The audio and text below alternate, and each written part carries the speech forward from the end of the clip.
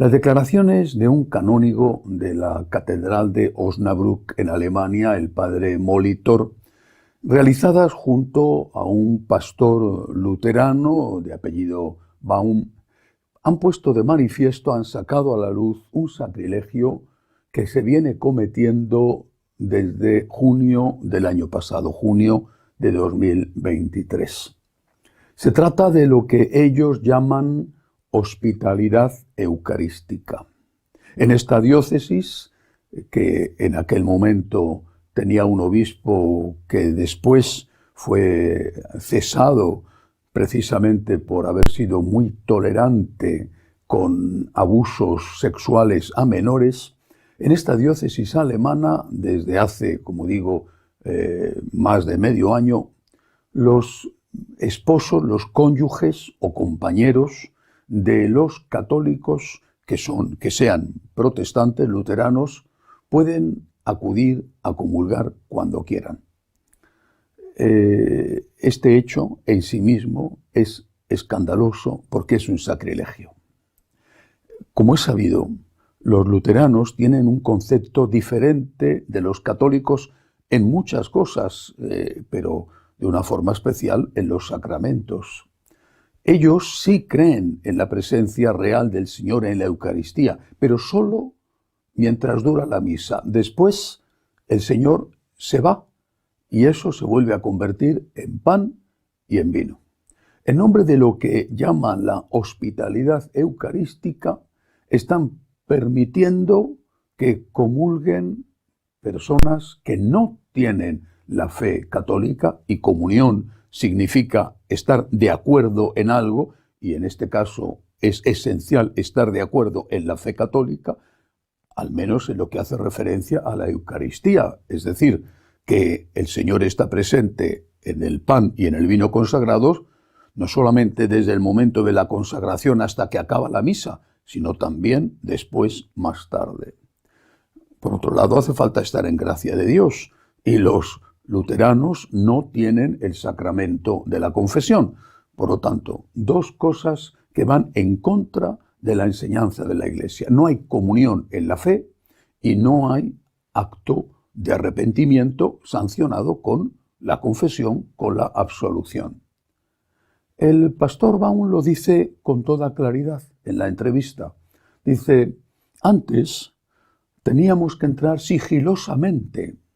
Ahora somos invitados de forma oficial y no tenemos por qué dejar nuestra fe en la cena, así es como llaman ellos a la Eucaristía, no tenemos por qué dejar nuestra fe en la cena en la puerta de la iglesia.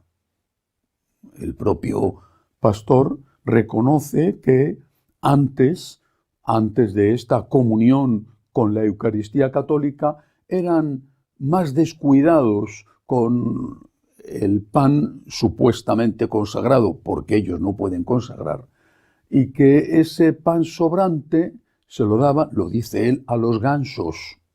Ahora dice que lo tratan con más cuidado, pero no dicen qué hacen con él en las liturgias, en las cenas luteranas, por supuesto. Esto de la hospitalidad eucarística me parece una ironía y un abuso del concepto. ¿Tienen también hospitalidad compartiendo la esposa o el esposo o los que no lo tengan la cuenta corriente? Porque el Señor presente en la Eucaristía no es un simple pedazo de pan o un manjar más exquisito que se da al invitado. No es una botella de buen vino que se ofrece al que llega a casa. Es una persona. Hay una presencia real, es una persona. Y yo creo que esto es lo que está en el fondo. Ya no hay fe en que en el pan y en el vino consagrado está la persona real de Jesucristo. Cuerpo y alma, humanidad y divinidad. Se trata a Jesús como a una cosa. Y una cosa no tiene derechos, ese pan o ese vino o ese manjar bien cocinado que ofreces al invitado a tu casa. No que trata de una cosa sin derechos, es alguien y no algo. Ese alguien que es Cristo nuestro Señor presente realmente en la Eucaristía, tiene derecho a decidir en casa de quién entra. Y ha decidido, y así lo enseña San Pablo, y así lo ha enseñado de forma unánime, coherente, invariable, la tradición de la Iglesia durante 2000 años, que el Señor ha decidido que no puede entrar en la casa de alguien que está enfadado con él, enemistado con él y que le ha ofendido. Al menos si ese alguien no ha pedido perdón por sus pecados y no cree en esa fe católica que nos lleva a decir que Cristo está presente en la Eucaristía no solo en el momento de la consagración, sino mientras persistan las especies eucarísticas. Este hecho, esta comunión sacrílega abierta a todo el mundo, que empezó en Osnabrück, pero que ya está en otras diócesis de Alemania, por ejemplo Berlín, este hecho es peor, mucho peor además, que la bendición de las parejas homosexuales que ha armado tanta polvareda con toda la discusión de si se bendice a las personas individualmente y no a su unión. Es incluso peor que la comunión a las parejas casadas civilmente y que no pueden casarse por la Iglesia porque uno o los dos tienen un matrimonio anterior. Porque al menos en el caso de las parejas católicas divorciadas que van a comulgar, al menos tienen fe, mientras que los luteranos no tienen fe y no sabemos si están o no están en gracia de Dios.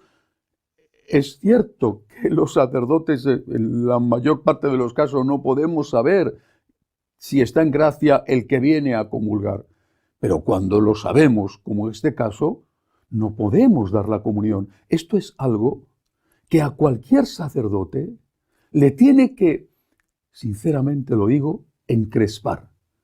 A cualquier sacerdote le tiene que cuestionar, incluso le tiene que provocar un enfado enorme y un disgusto grandísimo.